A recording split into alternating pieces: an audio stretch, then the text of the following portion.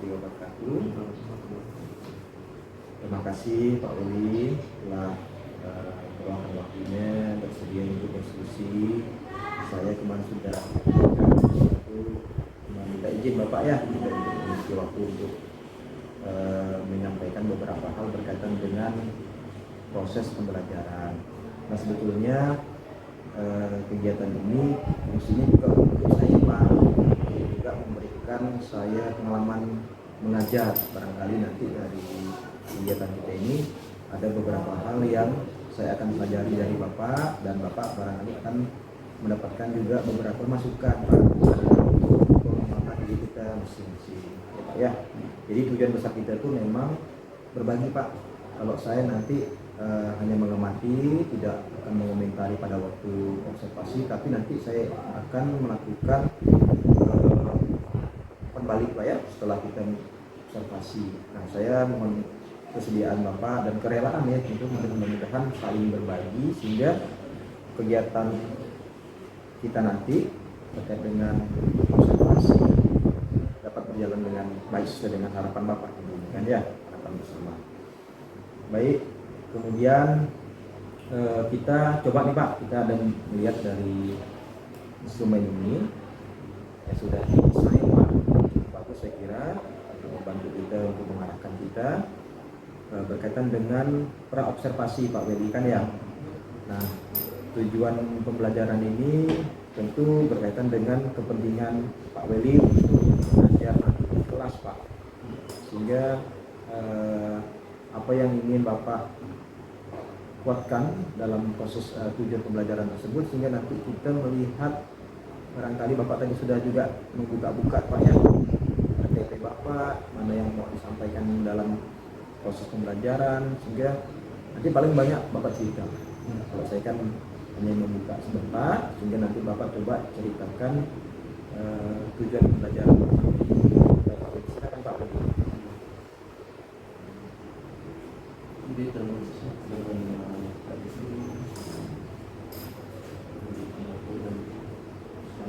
berbagi tentang ilmu pendapat ini sangat penting menurut saya, karena di sisi lain juga ini juga bisa membantu istilahnya bagaimana sih untuk mengajar saya sebagai guru itu mengajar yang baik, dan bagaimana seharusnya yang harus dilakukan oleh seorang guru. Ada kegiatan seperti ini sangat-sangat bersyukur saya kepada Pak Yudi yang nantinya ini menjadi suatu koreksi secara pribadi bagi saya, dan lebih bagaimana menata sesuatu kegiatan itu yang sesuai, sehingga antara materi dan yang akan disampaikan itu memiliki suatu hal yang signifikan terhadap siswa, dan di dalam ini tentu memiliki suatu tujuan di dalam pembelajaran. Yang kebetulan saat ini yang saya berikan kepada siswa itu tentang materi Allah dan Qadarnya, karena ini menyangkut masalah kehidupan, menyangkut masalah nasib, menyangkut masalah takdir, yang mana kalau kita perhatikan di dalam setiap kegiatan, siswa juga harus tahu bahwa sesuatu yang sudah kita lakukan itu memiliki hal yang harus kita pelajari bersama. Artinya tidak serta-merta kita menyalahkan keadaan, tetapi harus kita tarik sesuatu kesimpulan sebagai makhluk sosial, makhluk yang diciptakan oleh Allah Subhanahu wa Ta'ala. Dan juga manusia itu tidak terlepas daripada ikhtiar, doa dan tawakal, usaha, sabar, ikhlas. Tidak kalah pentingnya adalah optimis. Maka daripada itu siswa ini harus kita paham, sehingga kita buat sesuatu simulasi yang dalam bentuk video dalam pembelajaran ini. Tentu tujuan yang pertama adalah siswa itu harus tahu, dalam menerapkan kehidupannya itu tentang qada dan qadar di dalam manusia yang beragama. Tentunya di sini saya adalah agama Islam, dan siswa yang lain juga beragama dan seluruh manusia yang pada yang ada di sini kelas pada itu juga memiliki kelompok dalam kodrat. Manusia yang lahir itu memiliki kelompok kodrat. Itu yang biasa kita kenal dengan takdir atau nasib. Dan yang kedua, siswa itu harus paham mengenai keadaan dirinya di dalam menjalani kehidupan itu, bahwa itu sudah digariskan. Dan yang ketiga, siswa juga bisa kita anggap sebagai manusia sosial, itu harus juga bisa memahami keadaan untuk bisa mempelajari secara emosionalnya itu dalam bahasa agama itu bermusyahadah, mengevaluasi diri dan memahami dirinya sendiri dulu, karena tidak mampu kita untuk memahami diri orang lain. Jadi paham diri kita, itulah yang harus kita lakukan. Dan yang keempat, biar ada feedbacknya kepada mereka itu, artinya kepada peserta didik itu bisa menerapkan, hingga itu bisa menerapkan dalam kehidupan sehari-hari, yang nantinya tidak saling menyalahkan. Misalnya saya ambil contoh, satunya adalah kenapa aku terlahir daripada orang miskin, itu harus kita paham. Atau kenapa aku dilahirkan dengan keadaan serba kekurangan, baik dari segi rezeki ataupun hal-hal yang lain. Nah, itu siswa diajak untuk memahami hal seperti itu dalam menjadi Allah dan Rasul. Dan yang selanjutnya adalah siswanya nanti itu yang akan saya lakukan lagi adalah membuat sesuatu adegan yang berkaitan dengan menerima ketetapan daripada Allah, berkaitan dengan Allah dan benar. Artinya apa? Tujuan hidupnya itu kita hanya disuruh untuk qanaah. Setelah qanaah itu kita disuruh hanya untuk bersabar. Setelah bersabar itu kita harus ikhlas. Selanjutnya harus syukur. Jadi kunci kehidupan itu hanya seputar di situ, tetapi harus perlu yang namanya latihan atau bermusyahadah, sehingga kita tahu tujuan hidup manusia itu wa ma khalaqtul jinna wal insa illa liya'budun. Mengembalikan fitrah manusia itu hanya untuk beribadah kepada Allah Subhanahu wa taala, sehingga kita yakin dengan qada dan qadar manusia. Dan yang kedua, barulah kita merujuk kepada yang salah satu yang menyatakan al-Fah, itu menggunakan itu di dunia muka, dan qada dan qadar di sini juga mengajarkan hal yang sama. Jadi itu secara tujuan kita, saya sebagai guru terhadap siswa padanya sama-sama melatih tentang hal kehidupan. Siswa harus paham dengan keadaan baik itu dirinya, keadaan keluarganya, orang tua terutama, dan keadaan sekitar. Dan saya sebagai pendidik harus memahami juga bagaimana tingkat kemampuan siswa di dalam memahami materi ini, sehingga bisa dipahami dan bisa diterapkan di dalam kehidupan sehari-hari. Yang pertama seperti itu. Baik Pak Willy, sangat menarik dan saya kira ini sangat materi yang penting Pak ya, karena kalau kita cerita tentang profil pelajar Pancasila itu dimensi yang pertama ya Pak ya, beriman bertakwa terhadap Tuhan Yang Maha Esa Allah SWT dalam kaitan pelajaran agama Islam. Kemudian ada akhlak di sini Pak ya. Saya sangat ingin ini Pak melihat nanti bagaimana Bapak pada waktu itu menyampaikan dari sisi pengetahuan, dan saya melihat juga betul tidak Pak, di sini ada praktek Pak ya. Nah ini yang saya sangat senang Pak dengan pembelajaran praktik. Umumnya siswa SMK memang banyak praktik Pak, ini sangat cocok Pak menurut saya Pak ya. Nah, sehingga nanti saya akan mengamati bagaimana upaya Bapak menumbuhkan materi-materi berkaitan dengan kadar tadi supaya bisa mereka terapkan. Nah kemudian ini Pak, tadi saya melihat ada dimensi pertama yang memang menjadi satu tujuan ini. Itu tidak Pak ya? Nah, jadi profil kadernya sudah ada yang pengembangannya di sana, karakter juga sudah ada. Kemudian strategi apa yang nanti Bapak siapkan nih Pak untuk pertama tentu Bapak mengajar untuk memberikan pengetahuan apa yang Bapak perlukan pada waktu tersebut, peralatan dan sebagainya. Tentu dalam hal ini kita buat secara seminar mungkin meskipun sedikit ada kelemahan, artinya kelemahan dalam penggunaan strategi atau metode. Karena di sini target saya adalah yang penting siswa itu bisa memahamkan dulu kepada siswa.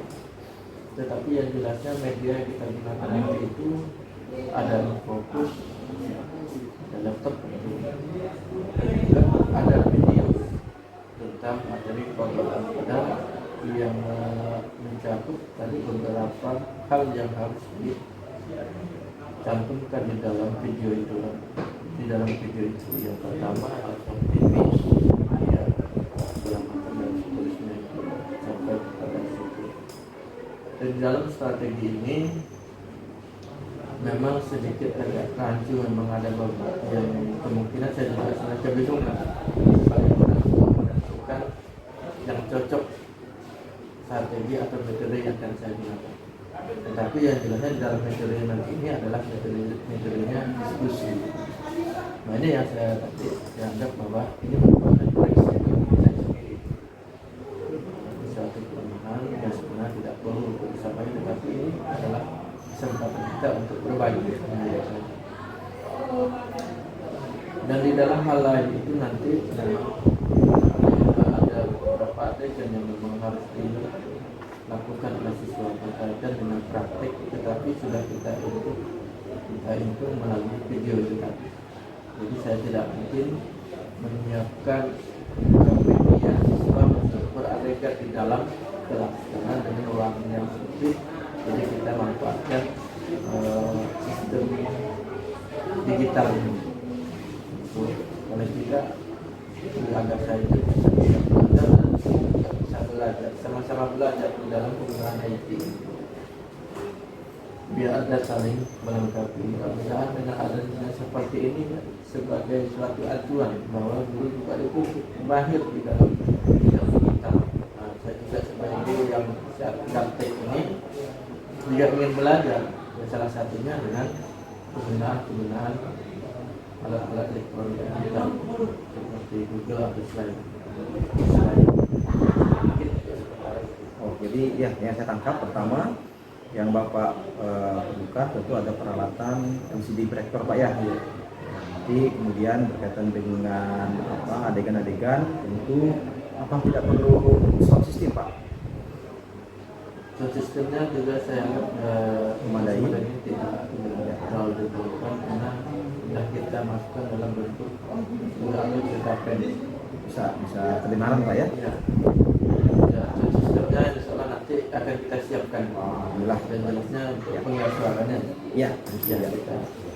Tadi saya menanggapi sedikit Pak berkaitan dengan kemampuan IT. Saya setuju sekali Pak Wedi bahwa guru di atas satu ini menggunakan IT, mau tidak mau, suka tidak suka, kita tetap harus pelajari Pak. Saya mengapresiasi apa yang sudah Bapak lakukan, penggunaan teknologi. Kemudian saya tadi melihat ada diferensiasi nih Pak. Ini sangat sejalan dengan metode Merdeka Mengajar sebetulnya Pak. Karena tadi Bapak sudah memberikan mereka kebebasan untuk mengekspresikan sehingga mereka ada kreativitas. Jadi mereka kan Bapak bebaskan untuk membuat sendiri. Nah ini ada kemandirian Pak. Nah ini sangat lengkap saya kira untuk Bapak lakukan ini, strategi sudah sangat bagus. Saya membayangkan nanti dalam kelas itu tentu akan banyak cerita yang berkaitan dengan hal-hal yang mereka hadapi sehari-hari. Nah ini sangat tepat sekali Pak Wedi, sehingga saya tidak sabar nih Pak, tidak sabar ini melihat hasil karya anak-anak kita nanti. Tentu didahului dengan pengantar Bapak sebagai guru nanti di depan berkaitan dengan materi, dan saya juga terus terang Pak ingin mendapatkan update informasi karena saya juga sebagai seorang muslim ingin juga gitu ya, barangkali ada beberapa hal yang saya ternyata baru tahu gitu. Nah, ataupun baru mengetahui tadi Pak, bisa belajar dari observasi nanti. Nah, kemudian kira-kira nih Pak, rencana Bapak untuk pelajaran ini kan di kelas berapa tadi Pak? Di kelas 12. Kelas 12. Mereka menggunakan kurikulum K13 Pak ya. Oke. Kemudian untuk jam pelajarannya Bapak rencanakan kapan Pak? Dia kebetulan jadwalnya itu hari Rabu jam 9.15 sampai jam 10.45. Baik Pak, ini saya kira sudah tergambarkan apa yang akan kita coba nanti sama-sama terapkan Pak ya, berkaitan dengan tujuan pembelajaran, kemudian area pengembangan yang sudah dicapai. Kalau saya boleh rangkum sedikit, inti daripada pembelajaran Pak Wedi adalah materi tentang materi kodok dan kadar. Tentu tujuannya ada yang tujuan pengetahuan, kemudian ada keterampilan. Saya sangat apresiasi. Kemudian dimensi yang Bapak terapkan ini sangat berkaitan dengan mata pelajaran Bapak, dimensi profil pelajar Pancasila, berkaitan dengan iman dan takwa kita terhadap Yang Maha Esa, kemudian juga akhlak Pak ya. Strategi sudah sangat lengkap tadi Pak. Saya catat sih ada penggunaan LCD projector, ada laptop, mungkin nanti pengeras suara, kemudian nanti ada ini Pak Willy ya, hasil karya atau produk Ya. siswa kita Pak. Nah ini yang saya sangat apresiasi Pak Willy.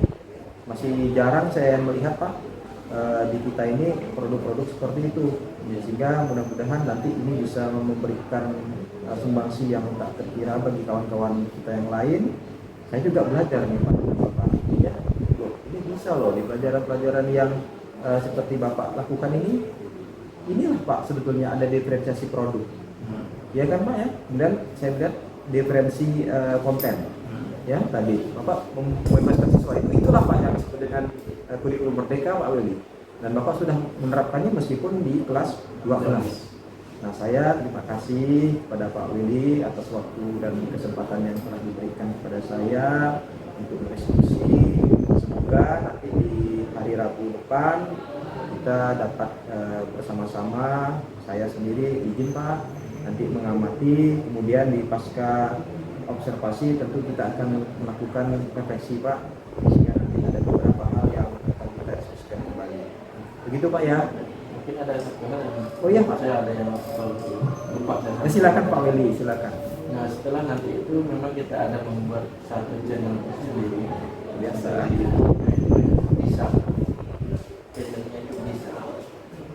Ini saya catat nih Pak. Nah, dicatat ini Pak. Ini suatu hal yang luar biasa. Channelnya Channelnya. nanti akan saya berikan juga untuk mengupload seluruh karyanya itu di YouTube atau di media sosial, di TikTok atau segala macam, untuk mempromosikan bahwa SMK itu juga bisa untuk berkarya seperti ini. Jadi kita tidak hanya juga bisa seperti orang multimedia, kita harus belajar juga. Dan juga nanti kedepannya juga saya akan merencanakan adalah kenang-kenangan terhadap siswa itu membuat filmnya itu film pendek yang berkaitan dengan situasi lingkungan SMK dan kita promosikan juga melalui media sosial. Baik Pak Willy. Saya sangat merasa terbantu nih dengan ide Bapak. Mudah-mudahan nanti saya bisa bantu Pak. Barangkali Bapak bagian-bagian tertentu ya saya siap membantu. Dan ini menjadi catatan yang luar biasa bagi saya hari ini, mudah-mudahan bagi Pak Willy juga. Kita mulai untuk mengadakan suatu hal yang menarik pada siswa kita. Saya juga tidak sabar lagi nih Pak Willy untuk melihat nih Pak bagaimana hasil karya siswa dan bagaimana penampilan Bapak nanti pada waktu observasi. Begitu Pak Willy ya. Terima kasih. Saya yakin Bapak masih banyak pekerjaan lain dan saya ucapkan terima kasih. Sangat mengapresiasi. Alhamdulillah Pak. Saya ucapkan wassalamualaikum warahmatullahi wabarakatuh.